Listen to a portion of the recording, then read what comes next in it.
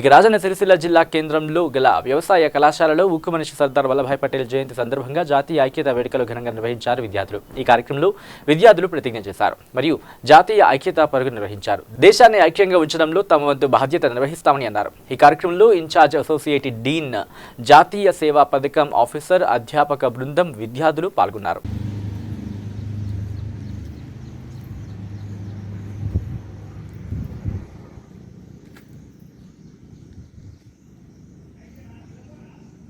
ఈరోజు మనం national unity డేని జరుపుకుంటున్నాం.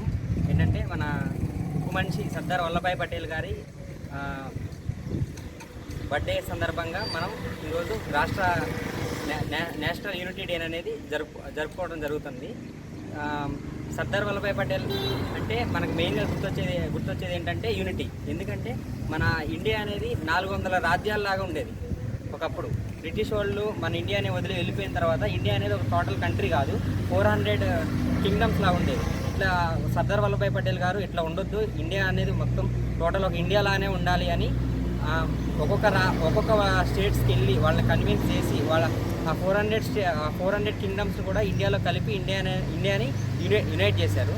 ఆయన బర్త్డేని జరుపుకున్నందుకు చాలా ఆనందంగా ఉంది. ఈరోజు మనం నేషనల్ యూనిటీ డేని జరుపుకుంటున్నాం. ఎందుకంటే ఉక్కు మనిషి సర్దార్ వల్లభాయ్ పటేల్ ఒక బర్త్డే. ఆయన చాలా గ్రేట్ పర్సన్.